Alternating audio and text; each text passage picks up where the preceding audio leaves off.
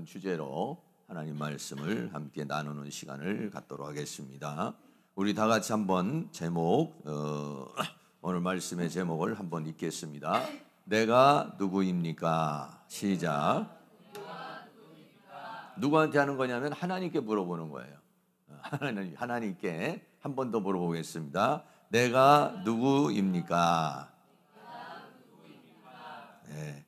내가 누구냐고 하나님 앞에 물어봤을 때 하나님께서 우리 모두에게 말씀해 주시는 은혜가 이 시간 있기를 주의 이름으로 축원합니다.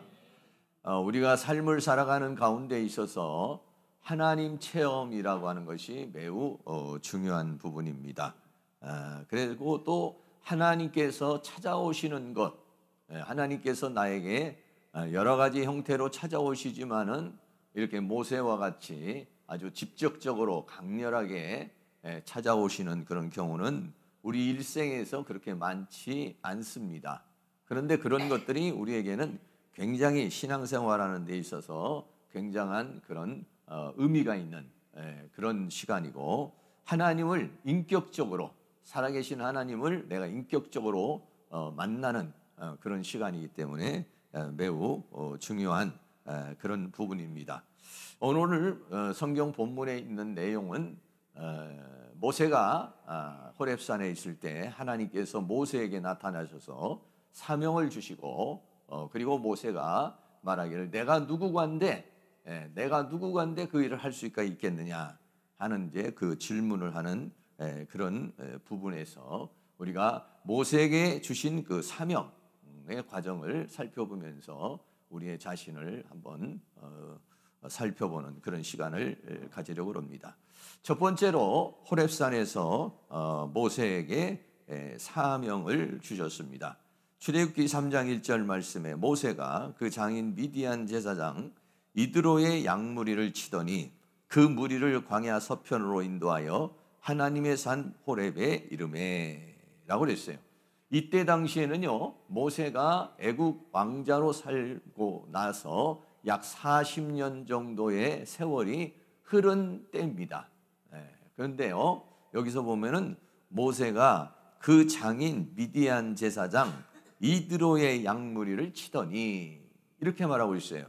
그러니까는 모세가 40년을 일했어도 뭔가 따로 분가를 하지 못했어요. 자기 양을 치는 것이 아니라 이드로의 양을 치고 있었다. 그러니까는 지금 처가댁에서 더부리살이 하는 그런 삶이라는 것을 말해주고 있는 것이죠. 양무리를 치고 있는데 모세의 양무리를 치는 게 아니었어요. 장인의 양무리를 치고 있는 그런 상황이니까 그 모세의 삶이 얼마나 궁핍하고 초라한 삶인지를 우리가 짐작해서 살펴볼 수 있게 되는 것이죠. 그래서 양무리를 치다가 그 무리를 광야 서편으로 인도하여 하나님의 산 호렙에 이르니라고 했어요. 그래서 호렙산까지, 그러니까는 이 모세가 애굽에서 애굽 사람을 쳐서 돌멩이로 쳐서 죽였잖아요. 그리고 난 다음에는 도망자가 됐습니다. 살인자가 되고 도망자가 되어서 가는데 얼만큼 도망갔느냐면은 애굽에서 쫓아올 수 없는 만큼 아주 빨리 간 거예요. 그게 미디안 광야라는 곳이에요. 미디안 광야라는 곳이 애굽에서 끄트머리 같은 그런 상황이 미디안 광야인 것입니다. 그러니까 애굽 왕의 손길이 미치지 못하는 곳까지 도망을 한 것이죠. 그래서 그 부근에 양무리를 치다가 호렙산이라고 하는 곳에 이르게 되었다라고 하는 것입니다. 그때에 출애굽기 3장 2절에 호렙산이라는 데가 모세가 처음으로만 온 것이 아니라 두 번, 세 번 양무리를 치기 위해서 거기에 왔었겠죠. 그러나 오늘은 아주 특별한 그런 날이 되는 것입니다. 여호와의 사자가 떨기나무 불꽃 가운데 그에게 나타나시니라. 그가 보니 떨기나무에 불이 붙었으나 사라지지 아니하는지라 라고 그랬어요. 근데 하루는 바로 이제 그 떨기나무가 있는데, 떨기나무는 우리나라로 말하면 전부 아카시아 나무 같은 그런 비슷한 나무죠. 그래서 그런 나무는 불이 붙으면 후루룩 타버리고 마는 그런 나무인 것입니다.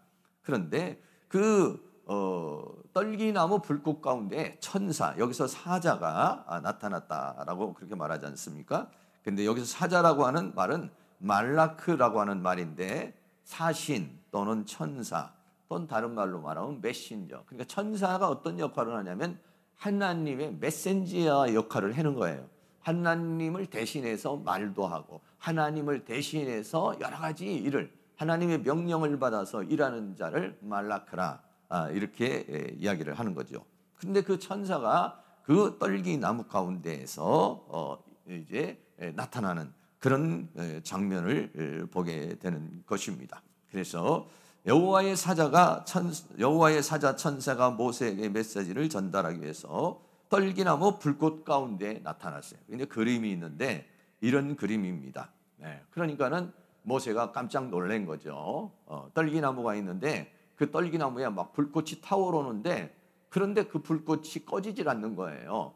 그리고 나무가 타지를 않는 그런 광경을 보니까 야, 신기한 모습이다. 희한한 모습이다. 이제 이렇게 보게 되는 것입니다. 상징적으로 여기에 있는 떨기나무는 무엇인가 하는 거죠. 여기서 상징적으로 보여지는 이 떨기나무는 두 가지를 상징할 수 있는데 하나는 떨기나무와 같은 초라한 지금 노예 생활을 하고 있는 이스라엘 백성을 상징하고 있습니다. 또 하나는 뭐냐면은 장인의 그 양무리를 치고 있는 모세의 초라한 모습. 이것이 모세의 모습과 이스라엘의 모습이 어떤 모습이냐면 떨기나무와 같은 광야에 피는 백합화나 이런 것들이 샤론의 꽃이나 이런 것들이 아니라 그냥 이렇게 볼품없는 떨기나무라고 하는 것이죠. 그거를 지금 모세의 초라한 모습과 이스라엘 백성들의 그 노예 생활로 허덕이고 있는 그러한 삶을 가리켜서 상징적으로 보여주고 있는 거예요. 그런데 문제가 뭐냐? 떨기나무에 뭐가냐? 불이 붙었다라고 하는 거예요. 떨기나무에 불이 붙었는데 이 불은 뭐냐면 하나님의 임재, 하나님의 능력, 하나님의 은혜를 상징하는 것이죠. 다시 말하면 떨기나무와 같은 이스라엘에 하나님의 은혜가 임하게 되는 것이고 또 모세와 같이 이렇게 초라한 그 모세에게 뭐가 임하느냐? 하나님의 임재가 임하는 것이다 라고 하는 것을 상징적으로 보여주는 그런 것이에요. 여러분, 불이 임하면 어떻습니까? 우리가 주전자에다가 불을 갖다가 다 이렇게 가스불을 켜면은 조금 있으면은 팍 끓죠. 그러면 막 가만히 있던 물이 그냥 가만히 있으면은요, 뭐 작동이 없어요. 근데 열이 가해지잖아요. 그러면 막 주전자 뚜껑이 따까따까따까따까따까 하면서 막 김이 나고 그리고 막 뜨거워지는 역사가 일어나지 않습니까? 그리고 타오르죠. 막 불꽃이 타오르고 뜨거워지고 막 그리고 더 나가서는 이게 환하게 어두운 가운데서 빛이 비치니까 환해지는 이제 그런 역사가 일어나게 되는 거죠. 마찬가지로 우리가 메마른 심령 같은 우리 딸기나무와 같은 나의 심령에 하나님의 성령이 들어오면은 어떤 역사가 일어나냐면 열정이 생기는 거예요. 삶에요 생기가 올라와요. 그리고 힘이 생겨요. 그리고 막 새로워져요. 이런 것들이 내 안에서 팍 뜨겁게 작동하는 그런 역사를 우리가 생각할 수 있는 것입니다. 하나님께서 우리에게 다양한 방법으로 나타나시게 되는데 모세에게는 이제 그런 방법으로 이제 나타나서 이제 역사를 하시는 그런 모습을 보게 되는 것이죠. 오늘 우리 사랑하는 모든 성도님들에게 떨기나무에 불꽃이 임한 것처럼 우리의 심령에 이런 불꽃이 임할 수 있는 그런 은혜가 있기를 주의 이름으로 축원합니다. 모세는요, 모세의 인생은 120살에 죽음을 당했으니까 40년의 생활이죠. 40년은 애굽에서의 삶이고 40년은 광야에서의 삶이고 40년은 사역에서의 그런 삶인 것이에요. 근데 80년 동안 하나님이 모세에게 이렇게 직접적으로 나타나신 적이 없습니다. 간접적으로는 이제 그 모세에게 나타나셨겠지만은 직접적으로 하나님을 1대1로 만나는, 직접 하나님이 찾아오셔서 하나님을 만나게 되는 이런 사건은 모세에게서 이날이 이제 처음인 것이죠. 그래서 모세와 같이 그렇게 초라한 떨기나무와 같은 모세에게 성령의 불을 주셔서 하나님의 영을 부어주셔서 그래서 그를 새롭게 해서 하나님께서 사용하시겠다라고 하는 것을 우리에게 말씀해 주고 있는 것입니다. 우리가 인생을 살다가 보면 하나님 체험이라는 것이 우리에게 중요한 것이죠. 예수님께서 하나님의 사람들을 부르실 때 다양한 방법으로 다양한 형태로 하나님이 나에게 찾아오시는 것, 우리가 주님을 만나게 된 그러한 사건이 있지 않습니까? 신앙생활을 해도 주님을 1대1로 만나지 못하면은요, 어느 순간 내 마음이 빙그로 돌아갈 수 있어요. 그리고 세상에 여러 가지 문제가 생기면은요, 신앙에 대한 하나님에 대한 확신이 없어요. 그런데 그 만남이 강하면 강할수록 우리의 믿음이 흔들리지를 않는 것이죠. 그런 거와 마찬가지로 오늘도 살아계신 하나님을 더 강렬히 만날 수 있는 그런 은혜가 있기를 주의 이름으로 축원합니다. 베드로에게 예수님께서 나타나실 때도 마찬가지죠. 베드로가 고기를 잡고 있습니다. 고기를 잡는데 그날따라요, 고기를 잡지를 못했어요. 그리고 예수님께서 베드로의 배에 올라가지고 그리고 말씀을 전하십니다. 그러면서 베드로에게 뭐라고 말합니까? 그분을 저 깊은 데에 가서 던져봐라 라고 그렇게 말하죠. 근데 그물을 깊은 데다 던지니까 어떤 현상이 일어났습니까? 베드로가 뭐라고 말합니까? 시몬 베드로가 밤이 맞도록 수고하였지만 얻은 것이 없지만은 내가 말씀에 의지하여 그물을 내리겠습니다 라고 그렇게 말하니까 그림이 있는데, 그러니까는 뭐 깊은 곳에 그물에 던졌는데 그물이 막 찢어질 정도로 엄청난 고기가 잡혀가지고 자기 혼자 이걸 감당을 못해서 다른 배에 있는 친구까지 와가지고 이 이 고기를 잡게 되는 그러한 역사가 있게 되는 것이죠. 이 체험을 하고 난 다음에 베드로가 주님 앞에 무릎을 꿇습니다. 주님 앞에 무릎을 꿇고 주여 나는 죄인이로소이다 나를 떠나시옵소서 라고 그렇게 말합니다. 이게 이제 주님이 베드로에게 오셔서 물고기를 통해서 그 신기한 물고기 잡힘을 통해서 주님 자신의 메시아 되심을 베드로에게 체험하도록 경험하도록 하나님 자신을 나타내 보여주시는 그런 역사인 것이죠. 그러시면서 베드로에게 사명을 주십니다. 뭐라고 사명을 줍니까? 마태복음 4장 19절에 말씀하시되 나를 따라오너라 내가 너희로 사람 낚는 어부가 되게 하리라 라고 그렇게 말합니다. 그러니까 베드로가 배와 그물을 다 던져놓고 이제 예수님을 쫓는 그런 역사가 있게 되는 모습을 우리가 보게 되는 것이죠. 역시 마찬가지로 저도 이런 부르심이 있습니다. 하나님을 만나는 그런 부름, 하나님이 나에게 찾아오시는 부름. 저는 환상으로 꿈으로 이렇게 온 것은 아니고 우리 최영길 선교사라는 분을 통해서 나를 부르시고 그래서 신학을 하게 하시고 또 사역의 길로 이렇게 걸어가게 하는 그런 역사가 일어나게 됐습니다. 사람이 왔지만은 그 사람을 통해서 하나님께서 역사를 하셨고 나도 모르는 사이에 성령의 감동이 돼가지고 이제 끌려가서 그래서 사역에게 전혀 한번 생각해보지도 않았던 그러한 삶의 길을 이제 걸어가게 되는 그런 상황이 일어나게 된 것이죠.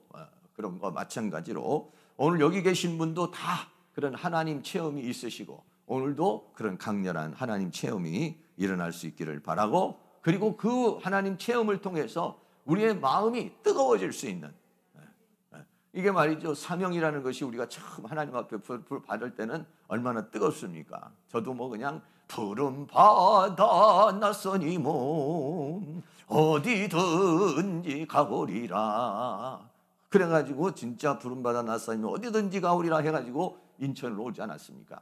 근데 목회를 한참 하다가 오니까는 푸른 바다 낯선이면 어디론지 가는 게 아니라 아파트촌으로 갔으면 좋겠습니다. 좀 목회가 좀 잘 되는 데로 좀 갔으면 좋겠습니다. 고생이 좀 덜 되는 데로 갔으면 좋겠습니다. 막 교회가 부흥되는 데로 가겠습니다. 가사가 바뀌어요. 가사가 바뀌어. 아골골짝 빈들에는 안 가고 싶습니다.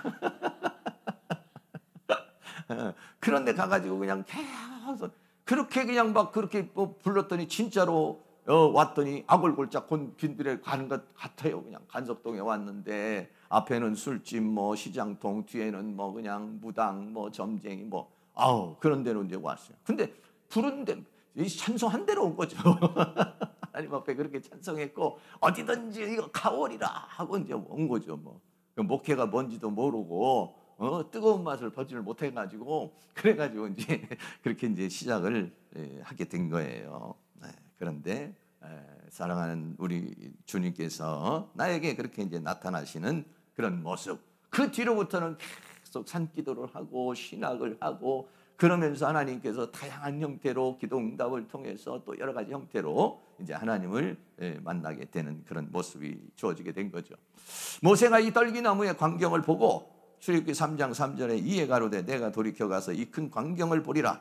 떨기나무가 어찌하여 타지 아니하는고 하는 동시에 희한한 모습이란 말이죠. 떨기나무가 있으면 불이 붙었으면 타버려야 되는데 타지 않는 그런 모습이니까 신기한 모습으로 이제 보여지게 된 것입니다.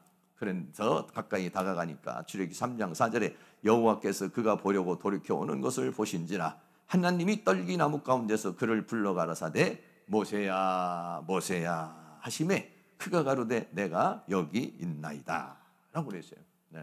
주님은요 우리의 이름을요 다 아십니다. 이 세상에 있는 60억 70억 인구의 이름을 다 알아요. 다 알아요.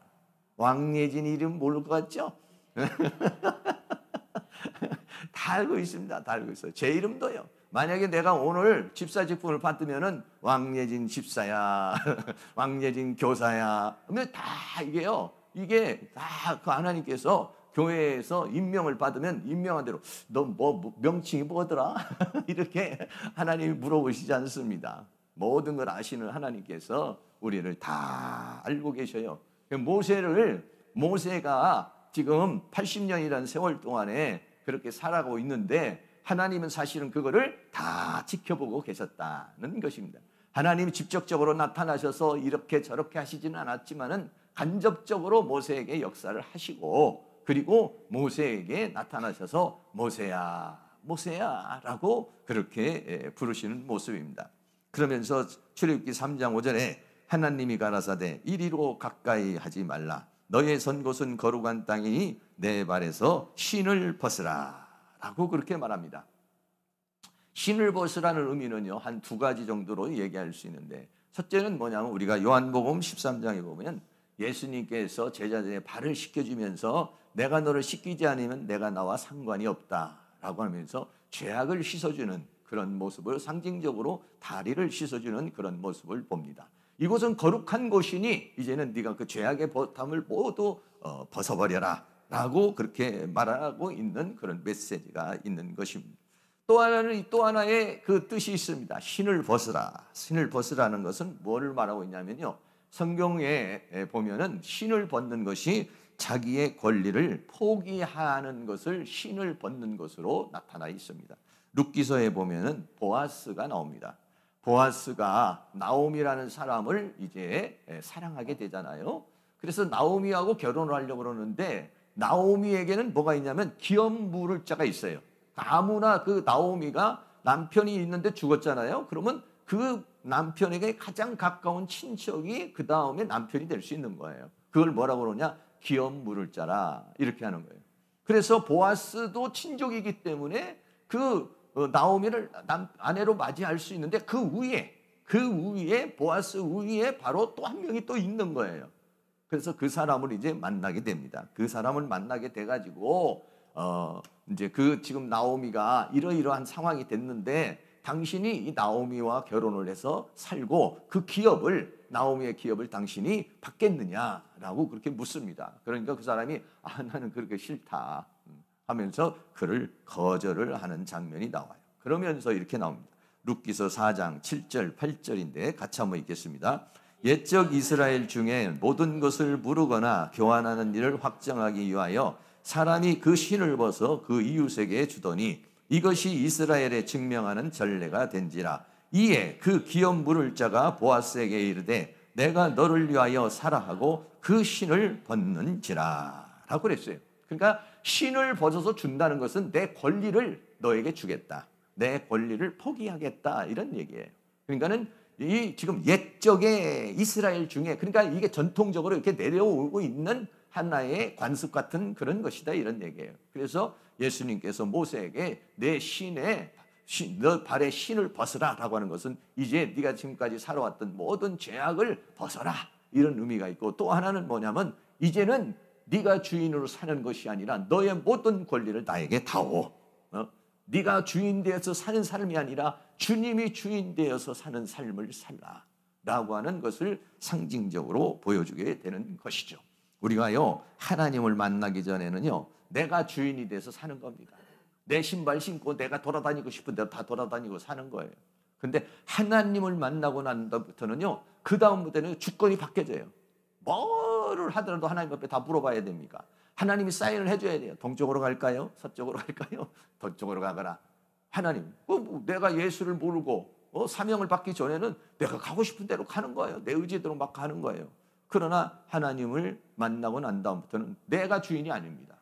내 삶의 주인, 내 인생의 주인이 누가 됐느냐? 예수님이 된 거예요. 내가 예수 그리스도를 영접했다는 건 뭡니까? 내가 예수님을 주인으로 영접했다는 거예요. 예수님을 내가 구주로 영접했다는 거예요. 그러니까 나는 죽고 예수로 사는 거예요. 예수님께 내 권리를 다 포기해야라는 거예요. 지금 신발을 벗으라는 것은 뭐냐면 너의 권리를 이제는 다, 지금까지 80년 동안 네가 살고 싶은 대로 살았지? 이제는 아니야. 이제는 내가 너에게 새로운 신발을 신겨줄 것이고, 그리고 너는 이제는 그 너의 권리를 포기하고 내가 주인 되어서 내가 너를 이끄는 삶을 살라. 할렐루야. 그런 것입니다. 사명자는 바로 그러한 삶을 사는 것이 바로 사명자인 것입니다. 그러면서 출애굽기 3장 6절에 또 이르시되 나는 내 조상의 하나님이 아브라함의 하나님, 이삭의 하나님, 야곱의 하나님이라.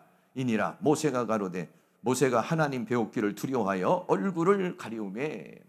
하나님이 뭐라고 말씀하냐면 나는 내 조상의 하나님이야, 이렇게 말합니다. 다시 말하면 아브라함에게도 역사했던 하나님, 이삭에게도 역사했던 하나님 너 들어봤지? 아브라함의 하나님이 어떤 하나님인지 들어봤지? 모세, 이 야곱의 하나님, 그리고 이삭의 하나님, 그 조상들에게 역사하시던 하나님, 그리고 그 조상들에게 언약을 맺으신 하나님이야 라고 그랬어요. 그래서 이제 내가 너에게 그 조상들에게 한 언약을 너희를 통해서 이루기를 원한다는 거예요. 그게 뭐냐면 이스라엘 백성들을 가나안 땅으로 인도하는 것인데, 그 가나안 땅은 이미 어떻게 해요? 아브라함에게 약속하신 땅이란 말이죠. 네. 그래서 그 조상의 하나님이라는 것, 다시 말하면 하나님은 살아계신 하나님. 네. 할렐루야. 네. 우리 부모님에게도 역사하시고 우리 할아버지에게도 역사하시고 우리 조상, 우리 또 모든 그 민족에게 역사하시던 그 하나님, 그 하나님, 초대교회부터 역사하시던 그 성령님, 그 하나님이 지금 모세에게 나타나셔서 나는 너의 조상의 하나님이라 라고 그렇게 말합니다. 3장 7절에 여호와께서 가라사대 내가 애굽에 있는 내 백성의 고통을 정령히 보고 그들이 그 간역자로 인하여 부르짐을 듣고 그 우고를 알고, 그러니까 이스라엘 백성들이 노예로 살면서 하나님 앞에 부르짖는 기도를 들으셨다라고 하는 것입니다. 8절 말씀에 내가 내려와서 그들을 애굽인의 손에서 건져내고 그들을 그 땅에서 인도하여 아름답고 광대한 땅, 젖과 꿀이 흐르는 땅, 곧 가나안 족속, 헷 족속, 아모리 족속, 브리스 족속, 휘 족속, 여부스 족속의 지방에 이르려 하노라. 이곳이 어디냐면 바로 가나안 땅인 것입니다.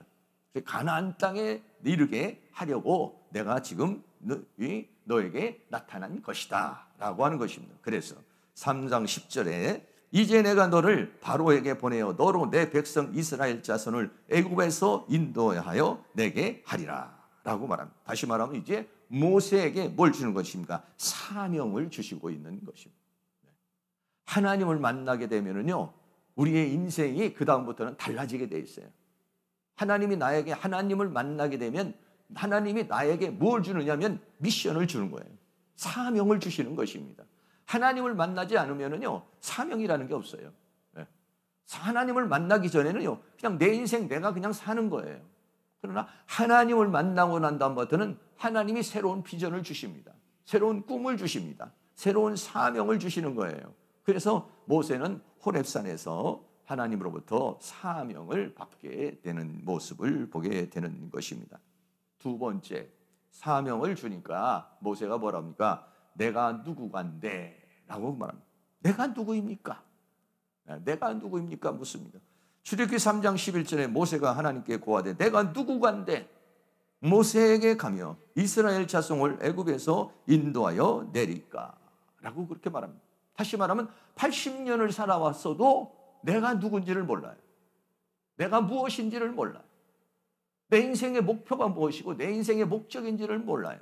내가 어떻게 살아야 될지를 모세는 뭐 알 듯 하면서도 모르고 모를 듯 하면서 알고, 그리고 그냥 지금 뭐냐면 어떻게 보면은 뭐 전 40세 전에 애굽에 있을 때는 그 애굽 사람을 쳐 죽이면서 자기 백성을 어떻게 한번 구원해 보려는 그런 시도도 있어 봤지만은 그게 전부 실패로 돌아가니까 아, 이건 내 목표가 아닌 거구나. 이거 내가 원하는 게 내가 할 일이 아닌 거구나. 그래서 오히려 거기에서 살인자가 되고 도망자가 돼서 아무것도 할 수 없는 그러한 사람이 돼버리고 마는 거예요. 그것도 하루 이틀을 살아온 것이 아니라 40년이라는 인생을 살아와요. 40년이라는 인생을 목통으로 사는 그 삶. 그러니까는 뭐 이미 사명도 다 잊어버렸을 것이고 옛날 생각도 다 잊어버렸을 것이고 그런 상황이라는 것이죠.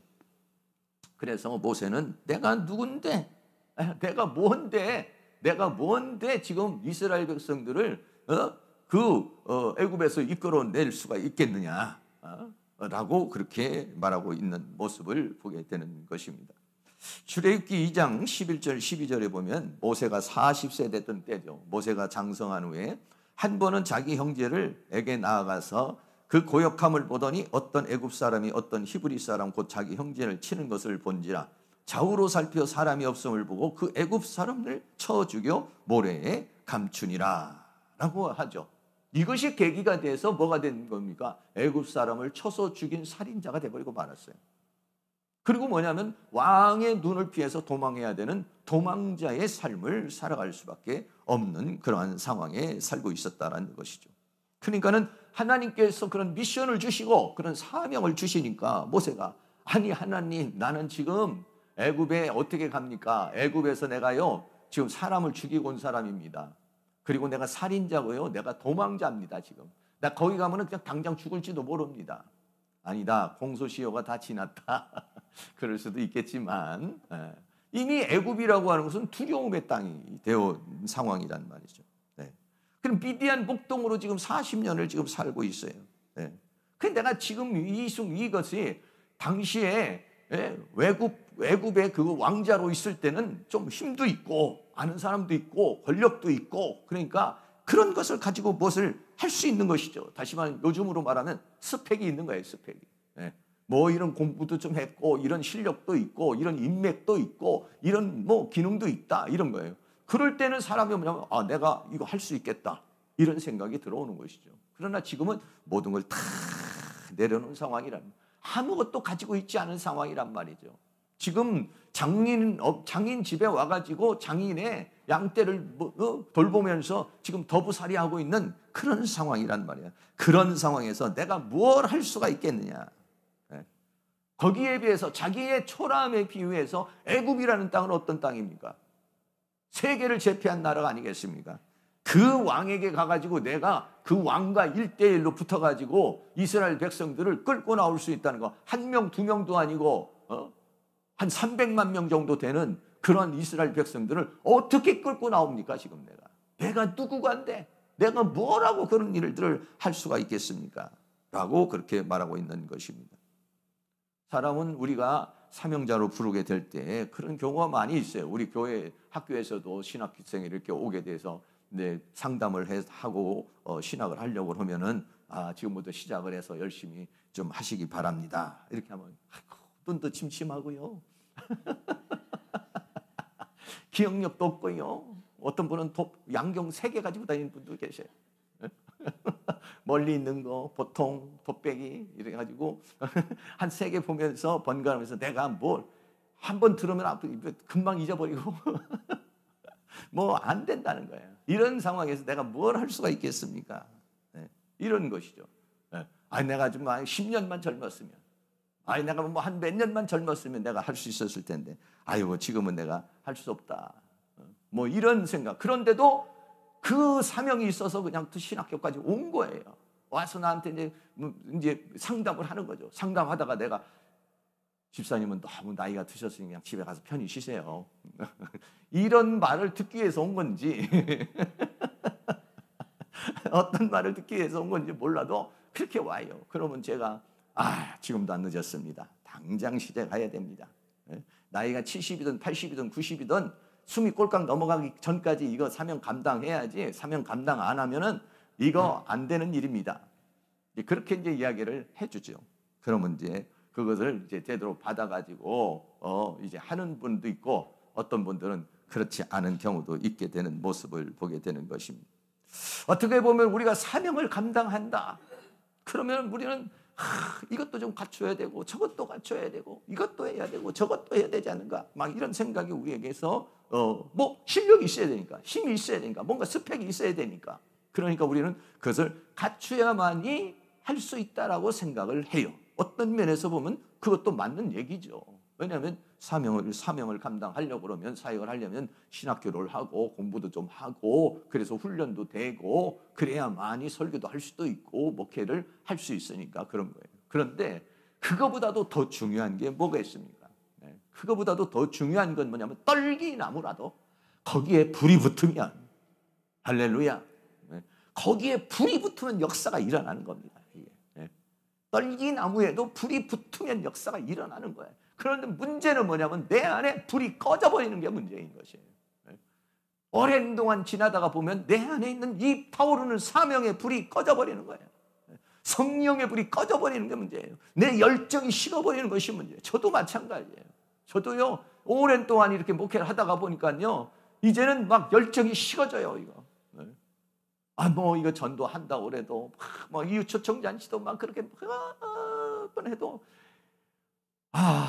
처음에는 막 와서 그냥 사람들 오고 잔치 소청잔치 해서 막 이렇게 해서 보면은 말이죠 뭐 이제 좀 교회가 부흥이 되고 뭔가 전도가 열매가 맺어지고 막 이럴 것 같은데 어느 정도 지나가면은 전부 다 열매가 없이 이렇게 돌아가 버리면 이것도 내가 다음에 또 해야 되나 열정이 식어져 버리는 거예요. 마음이 식어져 버리는 거예요. 뭔가를 시도를 해서 한 번, 두 번, 세 번, 10번, 20번을 할 수 있어요. 그런데 그거를 계속적으로 포기하지 않고 한다는 것이 하려면 어떻게 되냐? 열정이 있어야 되거든요. 열정이. 뜨거움이 있어야 되거든요. 뜨거움. 네. 근데 그 뜨거움이 우리 안에서 사라지게 된다라고 하는 것이죠. 네.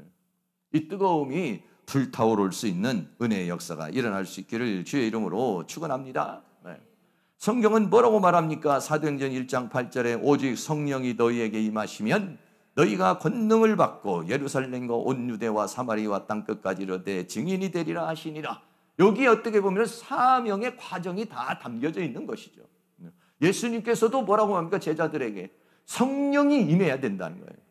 그래야 권능이 임하고 권능이 임해야 사명을 감당할 수 있다는 것입니다. 예수님께서 다른 어떤 세상적인 것들을 얘기하지 않습니다. 물론 그런 것들이 예수님이 제자들과 더불어 3년 반 동안 있으면서 많은 훈련이 필요했죠.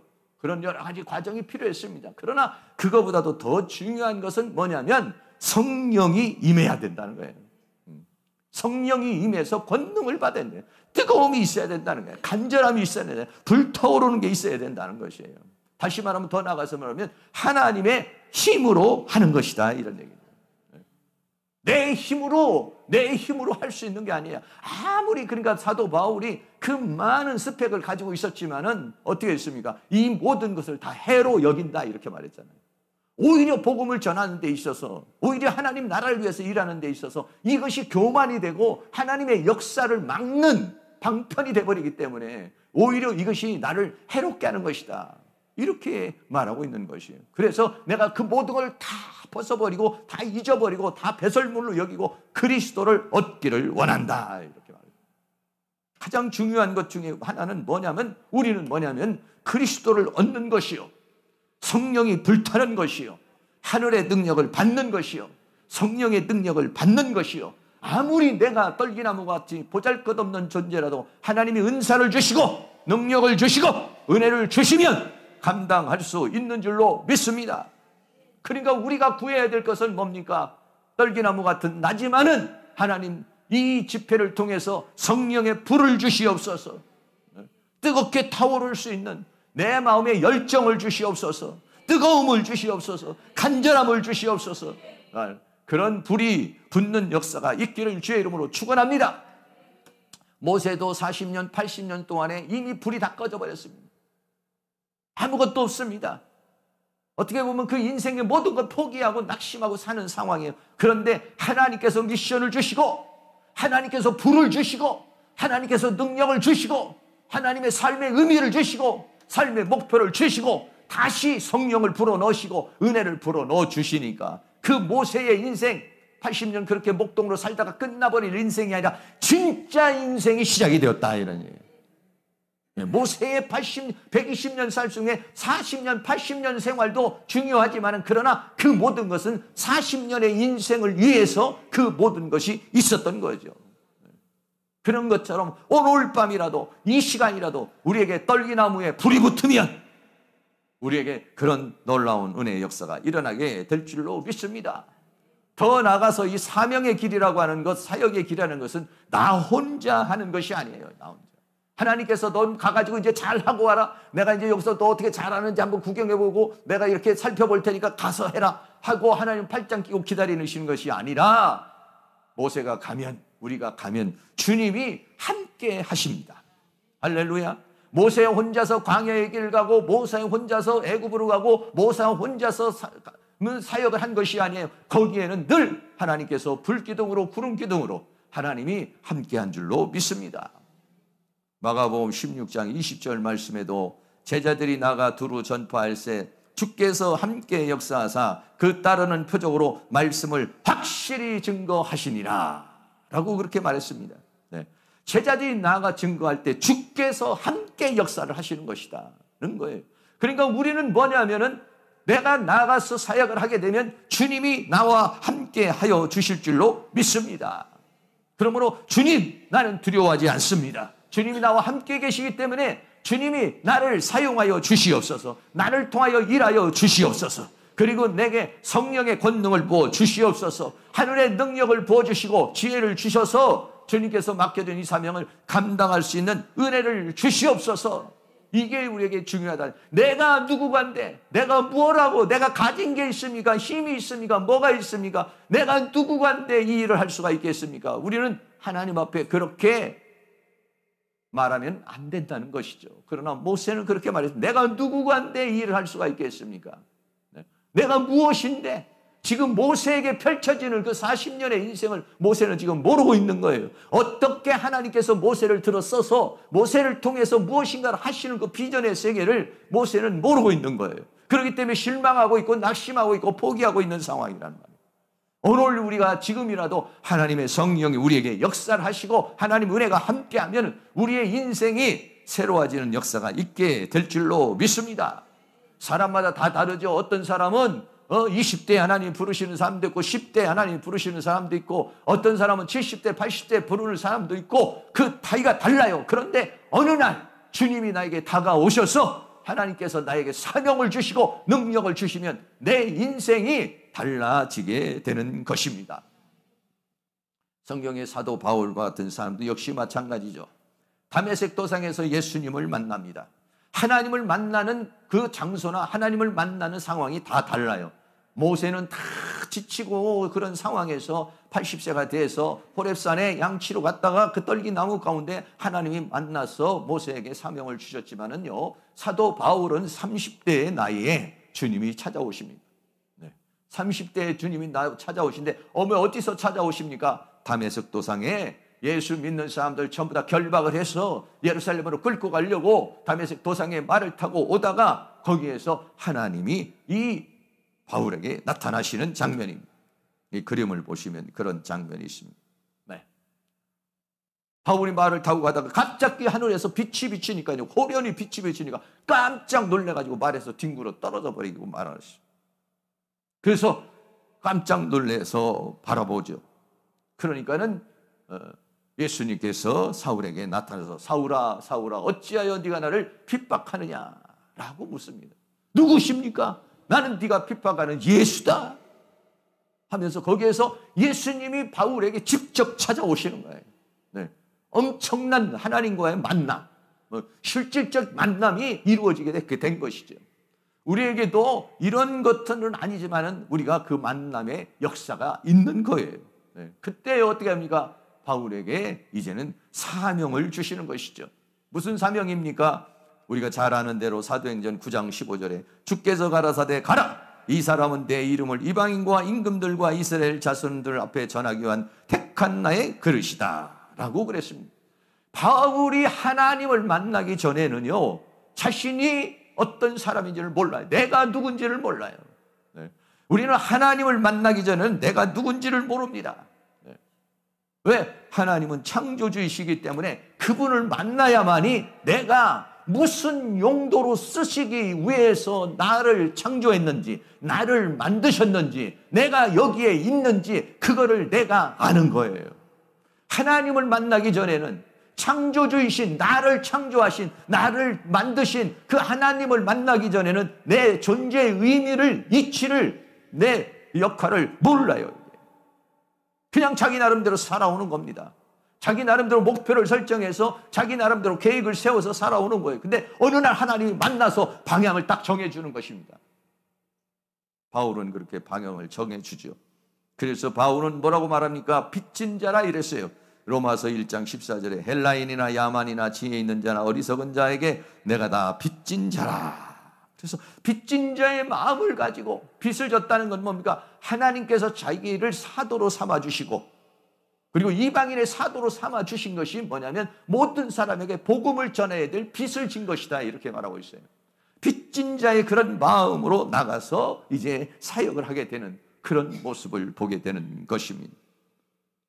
여기 계신 모든 분들도 다 이런 하나님께 우리가 부름받아서 하나님 앞에 받은 사명이 있을 것인데, 이 사명이 지나다가 보면요 흐릿해집니다. 지칠 때도 있습니다. 피곤할 때도 있습니다. 하나님, 뭐 내가 한 20년 했는데 이제 된 거 아닙니까? 이렇게 생각할 수도 있고, 이제는 뭐 좀 쉬고 싶습니다, 뭐 이런 생각을 할 수도 있고, 또 여러 가지 다양한 형태로 하나님 앞에 말할 수 있어요. 네. 그러나 오늘 꺼져가는 우리의 불길에 가시노 떨기 나무와 같은 고대, 오늘 하나님의 성령이 다시 한번 뜨겁게 충만하게 일어나서 주님의 음성을 다시 한번 듣고 전진할 수 있는 은혜가 있기를 주의 이름으로 축원합니다. 세 번째는요, 하나님은 누구십니까? 그래서 첫째는 뭐냐면 내가 누군지를 알아야 되는 거예요. 내가 누군지를 아는 것이 굉장히 중요한 것이죠. 어떤 사람들은 자기가 뭔지를 몰라요. 내가 정말 뭔가. 오늘 낮에도 뭐 그런 사명에 대한 이야기가 있었습니다만은 내가 잘할 수 있는 게 있어요. 내가 잘할 수 있는. 하나님이 나에게 원하는 것이 있어요. 나에게. 근데 나에게 원하는 것이 있는데 다른 사람이 이걸 잘한다고 해서 그것만 따라가려고 그러면 안 돼요. 다른 사람에게는 다른 사람의 은혜가 준 것이 있어요. 나에게는 나에게 주신 은사가 있어요. 그거를 내가 감당하면 됩니다. 내가 잘하는 것, 하나님이 나에게 마음의 부담으로 주신 것, 그 사모함이 있는 것, 이런 것들이 전부 다 뭐냐면 나에게 주어지는 사명인 것이죠. 내가 누구간데, 내가요 아무것도 없고요 보잘것없어도요 하나님이 쓰시면은요 역사가 일어날 줄로 믿습니다. 할렐루야. 나이가 문제가 아닙니다. 아이고 하나님 좀 젊었을 때 좀 쓰시지, 좀 팔팔할 때 좀 쓰시지. 아니야, 너 팔팔하면 네가 네 맘대로 돌아다니니까 안 돼. 오히려 지금 허물허물했을 때 이때가 딱 쓰기 좋은 때야. 라고 그렇게 말하실 수 있어요. 그래서 저도 요즘에 기도하는 제목이 그겁니다. 하나님, 다시 한번 불을 붙여주시옵소서. 다시 한번 뜨거운 성령의 불을 좀 붙여주시옵소서. 저도 처음에요, 여기 원어성경 만나면서 막 말씀이 막 열려지고 말씀을 깨닫기 시작할 때는 막 이 말씀을 전해야 되겠다는 뜨거운 가슴이요 얼마나 폭발적으로 일어나는지요. 막 정말 그 열정이요 말로 할 수가 없어요. 막 그걸 전하기 위해서 막 정말 요즘에는 이제 좀 이렇게 그렇지만 그때는 막 그냥 막 불을 토하는 심정으로 막 그냥 눈을 동그랗게 뜨고 그냥 막 막 그냥 엄포도 놓고 막 그냥 막 이렇게 막 하면서요. 그런 열정의 시대가 있다 보니까 하나님께서 신학을 하게 되고 주의 종들을 또 가르칠 수 있는 그런 또 사명을 또 하나님께서 주셨잖아요. 그런데 지나가다 보면은 한참 이제 지나가면 그러면은 막 그래가지고 막 신학교가 부흥하고 학생들이 100명 오고 1000명이고 10,000명이고 대학을 세우고 막 그냥 이렇게 되면은 할렐루야 이게 될 텐데, 이게 갈수록 이제 코로나가 되니까 아예 그냥 오던 사람도 안 오고 오히려 오늘날에 이 신학교가요 다 문 닫게 생겼어요. 우리만 뿐만 아니라 우리같이 이렇게 군소 신학교만 뿐 아니라 일반 뭐 정규 대학에서도요 그래요. 한영신학교에 조교수가 있는데 그 조교수가 그런 얘기를 해요. 저하고 얘기하면서 목사님 왜 거긴 좀 어떠세요? 여기도 뭐 그냥 그래. 그랬더니 여기도 그래요. 얼마 안 가면은요, 한영신학교에 있는데 얼마 안 가면 신학과가 없어질 것 같아요. 위기예요. 이런 얘기를 하더라고요. 왜? 갈수록 없어지니까. 네, 갈수록. 그런 사명자들이 없어지게 되는 그런 상황 속에 있다라고 하는 것이에요. 네. 우리가 오늘 이 시대에 하나님의 뜨거운 마음, 하나님께서 주신 그 소명을 다시 한번 분리들 일어나킬 수 있는 은혜가 있기를 주의 이름으로 축원합니다. 할렐루야. 그러니까는 오늘 여기 계신 모든 분들도 다시 한번 가슴에 뜨거움을 가질 수 있는 그런 은혜가 있기를 주의 이름으로 축원합니다. 그래서 저도 이제 한번 말씀 사역을 이제 한번 그 유튜브로 이제 해보려고 지금 이제 계획을 지금 하고 있어요. 그래서 이제 이렇게 아니라 이제 매일처럼 이제 올려서 방송으로, 요즘에는 이제 유튜브에 계속 방송을 올려야 되지 않습니까? 한 번만 올리면 되는 게 아니에요. 우리 루디아 목사님도 음악을 자꾸 이렇게 올리시는데 나도 이제 듣고 다 듣는데 이게 뭐 꾸준해야 되거든요. 그리고 하루에 한 번씩 올려야 돼, 계속. 그래야만이 이것이 이제 다른 사람이 이 사람도 보고 저 사람도 보면서 이 어떤 영향을 미칠 수가 있는 거예요. 우리도 지금 지금 여기서 방송을 하고 지금 우리가 지금 뭔가 영상으로 하고 있지만은 영상으로 지금 예배 드리는 사람도 많아요, 지금요. 여기 계신 분 외에 다른 분들이 지금 다 예배를 드리고 있고 시청을 하고 있어요. 그리고 끝나도 다른 사람들이 또 와서 시청하는 경우가 많이 있어요. 오늘날 이 시대에 하나님께서 나에게 가장 필요로 한 것이 무엇인가, 내가 가장 잘할 수 있는 것이 무엇인가, 내게 주신 달란트가 있어요. 내게 주신 은사가 있어요. 내게 주신 사명이 있어요.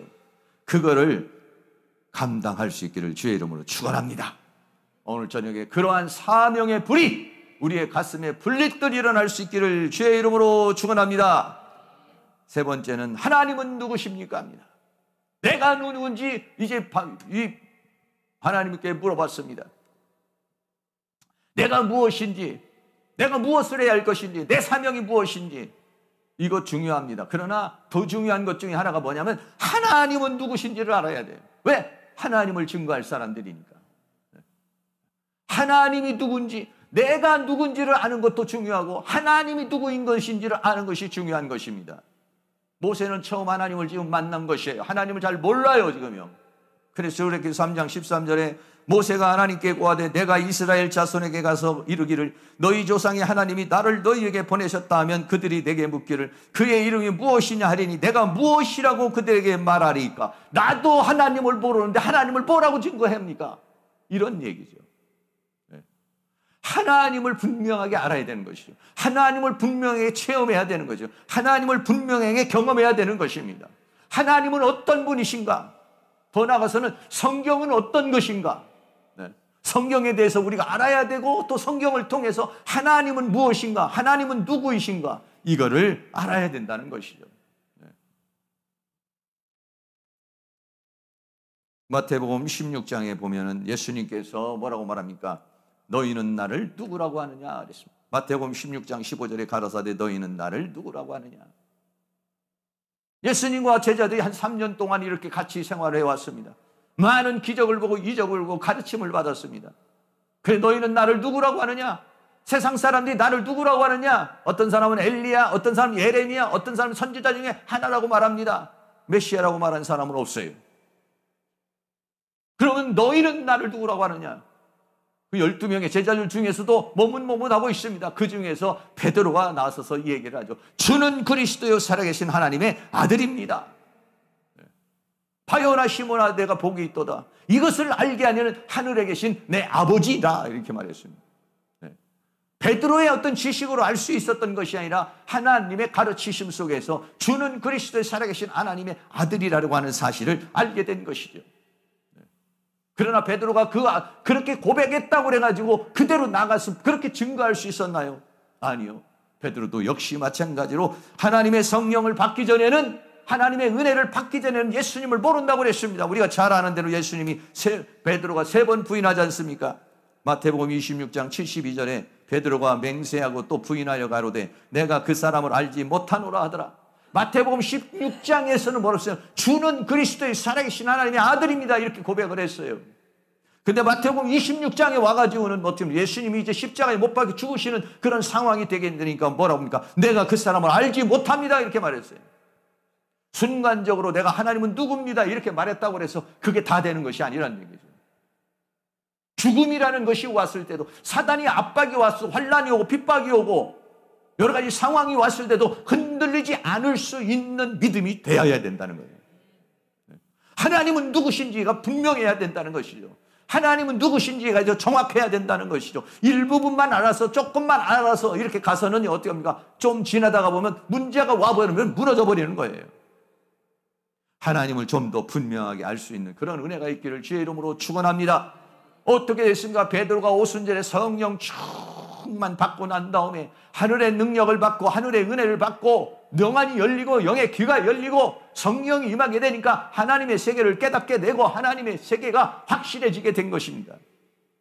그러니까는 베드로가 어떻게 증거합니까? 사도행전 3장에 보면은 안진뱅이에게 가서 이렇게 말합니다. 그래서 사도행전 3장 6절에 베드로가 가로되 은과 금은 내게 없거니와 내게 있는 것으로 내게 주노니 곧 나사렛 예수 그리스도의 이름으로 걸어라 라고 말합니다. 예수님을 아는 정도가 아니라 이제 예수님을 가지고 있는 것이란 말이에요. 예수님이 베드로 안에 살고 있어요. 예수님 안에, 베드로 안에 주님이 있어요. 돈을 가지고 내게 있는 거, 돈과 금은 없다. 은과 금이 어디 있습니까? 주머니에 있는 거죠. 은과 금은 내 주머니에는 없지만은 내 주머니에 누가 있느냐? 내 심령 안에, 내 영혼 안에, 내 마음에 누가 있느냐? 예수 그리스도가 있다 이렇게 말했습니다. 예수님은 주는 그리스도의 살아계신 하나님의 아들입니다. 이것이 정도로 끝나는 것이 아니라 성령 받고 은혜 받고 난 다음에는 예수님을 가진 자가 됐어요. 예수님을 가지고 있는 자요, 예수님을 줄 수 있는 자가 됐어요. 할렐루야. 예수님을 아는 단계를 넘어가서 예수님을 갖는 단계가 되시길 바라고, 예수님을 갖는 단계에서 예수님을 줄 수 있는 그런 단계로 갈 수 있기를 주의 이름으로 축원합니다. 그래야만이 우리들이 사명자의 사명을 감당할 수 있는 것입니다. 하나님 나를 좀 더 깊이 만나기를 원합니다. 우리가 하나님의 말씀을 우리가 연구하고 하나님의 말씀을 묵상하는 것은 하나님의 말씀은 살았고 운동력이 있고요. 이 말씀을 통해서 우리가 하나님을 좀 더 분명하고 정확하게 확실하게 알게 되는 것이기 때문에 그런 것입니다. 하나님에 대한 절대적인 신앙이 우리에게 필요해요. 하나님은 누구신지에 대한 정의가 나에게 주어져야 된다는 것이죠. 그랬을 때 우리는 기탄 없이 하나님의 역사를, 하나님을 증거할 수가 있는 줄로 믿습니다. 사도행전 4장 13절 20절에도 베드로가 나아가서 요한과 더불어서 그 산헤드린 공회에 있는 모든 사람들을 향해서 예수님을 증거하는데 기탄 없이 말을 했다고 그랬어요. 본래 학문 없는 범인으로 알았다가 무슨 베드로가 무슨 그 당시에 어떤 과정을 거치고 어떤 학문을 하고 어떤 코스를 밟은 사람이 아니에요. 그냥 업으로 살던 사람이에요. 그런데 거기에 있는 모든 장로나 이런 사람들은 다 많은 종교적인 지식이나 세상적인 학문이나 이런 권력이나 이런 걸 가지고 있는 사람들인데 거기에 있는 사람들을 기탄 없이 말을 해요. 그 본래 학문 없는 범인으로 알았다가 이상히 여기며 또 그 전에 예수와 함께 있던 줄도 알고 우리는 보고 들은 것을 말하지 아니할 수 없다. 베드로가 그 많은 사람들 앞에서 기탄 없이, 기탄 없다는 것은 막힘이 없이 했다는 거예요. 오히려 그 사람들의 말문을 막아버렸어요. 이게 뭡니까? 하늘의 능력인 것입니다. 성령의 능력인 것입니다. 우리가 사명을 무엇으로 감당할 수 있을까요? 무엇으로 감당할 수 있을까요? 내 스펙으로 감당할 수 있을까요? 그것도 어느 정도는 할 수 있겠지만은 더 중요한 것은 하나님의 은혜요, 하나님의 능력인 것입니다. 설교를 할 때도 역시 마찬가지요. 목회를 할 때도 역시 마찬가지요. 전도를 할 때도 역시 마찬가지요. 하나님의 긍휼을 받아서 하나님의 은혜를 받아서 하나님의 역사가 있어야만이 감당할 수 있는 것입니다. 모세와 같이 80세가 되어도 하나님이 떨기나무에 불을 붙여주시면 그게 타올라 버리고 그 타오르는 불빛이 어둠을 밝혀버리고 그 타오르는 불길이 이스라엘 민족을 애굽에서 300만을 이끌 수 있는 그러한 파워가 거기에 나타나게 되는 줄로 믿습니다.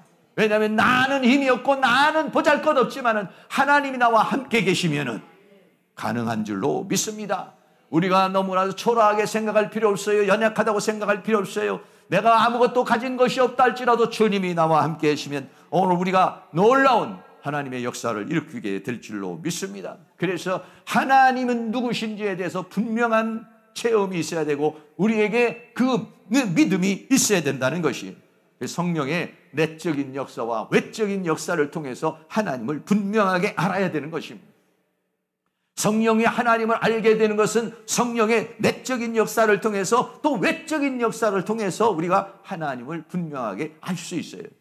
성령의 내적인 역사는 어떤 것입니까? 요한복음 14장 17절 말씀 같이 한번 있습니다. 저는 진리의 영이라 세상은 능히 저를 받지 못하나니 이는 저를 보지도 못하고 알지도 못함이라. 그러나 너희는 저를 아나니 저는 너희와 함께 거하시며 또 너희 속에 계시겠습니다. 아멘. 진리의 성령 예수 그리스도의 영 보혜사 성령님께서 어떻게 하냐? 우리 안으로 들어오겠다 이렇게 했어요. 너희 속에 계시겠습니다 이렇게 말했어요. 너희 속에 계시겠음이라고 하는 이 말씀이 여러분 언제 이루어졌습니까?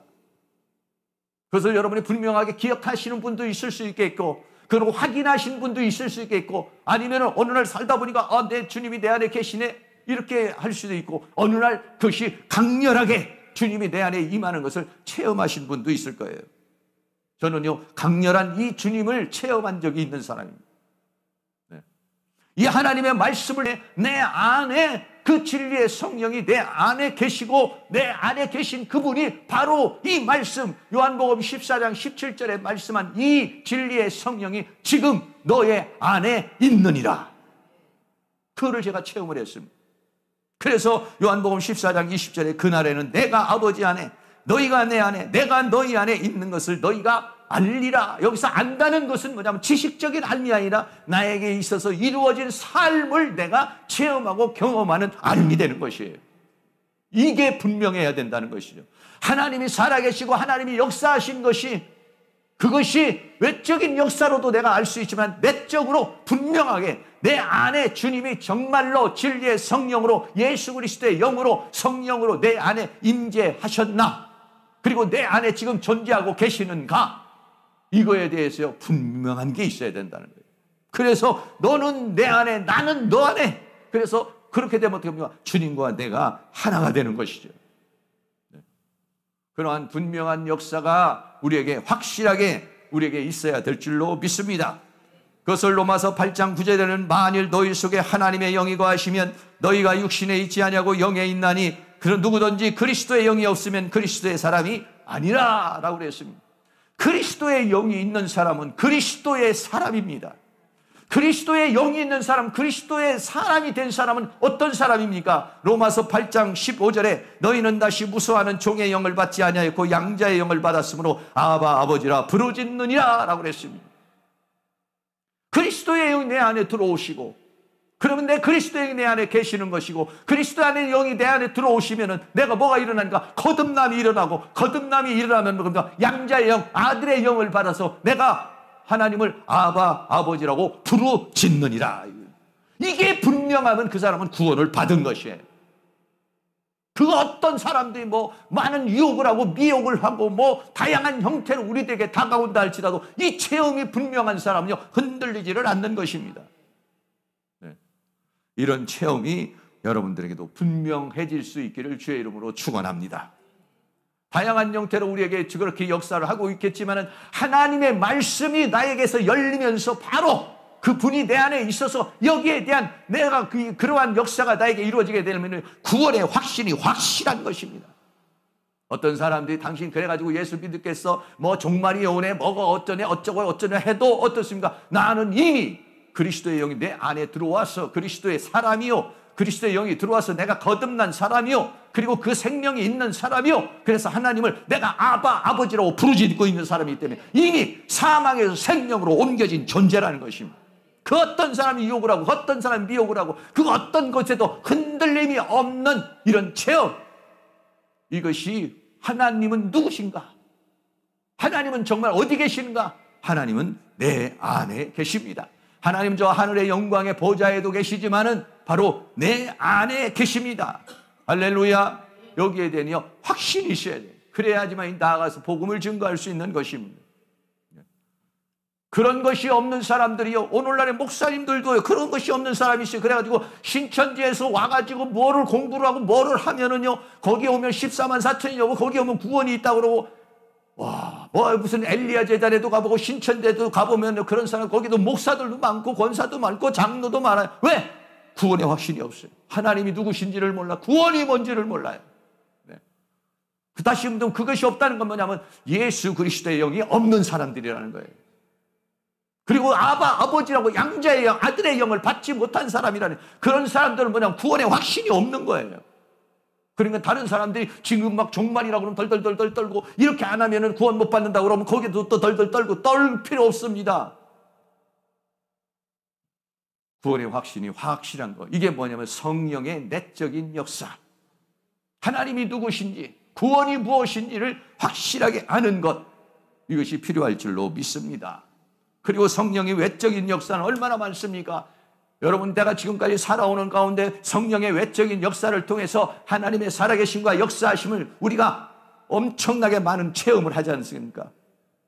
내가 기도할 때 하나님 응답을 해주시고, 기도할 때 뜨거움이 오고, 내가 또 어떤 문제를 놓고 기도할 때 응답의 역사가 일어나고, 하나님의 살아계심과 역사하심을 늘 체험하고 경험하는 삶. 할렐루야. 그렇게 되어졌을 때 내가 누군지를 알고, 더 나아가서는 하나님이 누군지를 알아야 우리가 그 사명을 감당하게 되는 줄로 믿습니다. 하나님께서 출애굽기 3장 14절에 하나님이 모세에게 이르시되 나는 스스로 있는 자이다. 하나님은 누구십니까? 라고 물어보니까 나는 스스로 있는 자라. 또 이르시되 너는 이스라엘 자손에 이같이 이르기를 스스로 있는 자가 나를 너희에게 보내셨다 하라 라고 말합니다. 하나님 한 분 외에는요 스스로 있는 자가 없어요. 이 세상에 존재하는 모든 피조물은요 스스로 존재할 수 없어요. 하나님으로 인해서 존재하는 겁니다. 창조주로 인해서 존재하는 겁니다. 그분으로부터 공급을 받아야 되고, 그분으로부터 은혜를 받아야 되고, 그분을 떠나서는 살 수가 없어요. 그러나 하나님 한 분은 스스로 존재하시는 분이다, 이런. 그 하나님은 창조주 하나님이요, 이 모든 것을 다스리시는 그 하나님. 모세에게 그렇게 말합니다. 나는 스스로 있는 자니라 라고 그렇게 말합니다. 스스로 계시는 그 하나님, 그 하나님을 우리가 더 깊이 만날 수 있기를 주의 이름으로 축원합니다. 또 3장 15절에는 하나님이 또 모세에게 이르시되 너는 이스라엘 자손에게 이같이 이르기를 나를 너희에게 보내시니는 너희 조상의 하나님 곧 아브라함의 하나님, 이삭의 하나님, 야곱의 하나님 여호와라. 이는 나의 영원한 이름이요 대대로 기억할 나의 표본이라 라고 했어요. 하나님의 이름이 뭡니까? 하나님은 누구십니까? 그러니까 하나님은 스스로 있는 자다. 하나님의 이름이 뭡니까? 그러니까 하나님의 이름은 여호와라 이렇게 말했어요. 여호와라는 말은 뭐냐면 구원자라는 것을 우리에게 말해주고 있는 것입니다. 사랑하는 모든 성도님들, 우리가 사명을 제대로 감당하려면요 하나님이 누구신가에 대해서 분명해야 됩니다. 더 깊은 체험이 있기를 원합니다. 어떤 환경이 오고 어떤 상황이 와도 결박과 환난이 오고 내가 살아가는데 수없는 어떤 일이 있어도 흔들림이 없는 그러한 하나님에 대한 확신이 주어질 수 있기를 축복합니다. 그리고 내가 누군지, 내가 무엇인지에 대해서도 좀 더 분명하고 확실 있게 해서 내 생명이 끝나는 그 순간까지 사명을 잃어버리지 않고 그 사명을 감당할 수 있는 그러한 뜨거운 열정이 일어날 수 있기를 주의 이름으로 축원합니다. 결론입니다. 모세는 호렙산에서 하나님을 만나고 하나님을 만남으로 인해서 사명이 주어졌습니다. 사명을 주니까 모세가 말합니다. 나는 누구입니까? 내가 그걸 어떻게 감당할 수 있습니까? 라고 물어봅니다. 그러나 하나님께서는 미리 그렇게 사명을 주시는 하나님은 모세를 어떻게 사용하시고 모세에게 어떤 능력을 주시고 모세에게 어떤 은혜를 베푸실 것을 다 가지고 계시는 겁니다. 우리에게 중요한 것은 뭐냐면 믿고 순종하는 것입니다. 하나님이 누구이신가를 우리에게 더욱더 분명한 체험을 가져서 하나님께서 맡겨준 이 사명을 잘 감당할 수 있는, 다시 한번 오늘 저녁에 떨기나무와 같은 내 심령에 성령의 불이 타오를 수 있는 은혜의 시간이 될 수 있기를 주의 이름으로 축원합니다.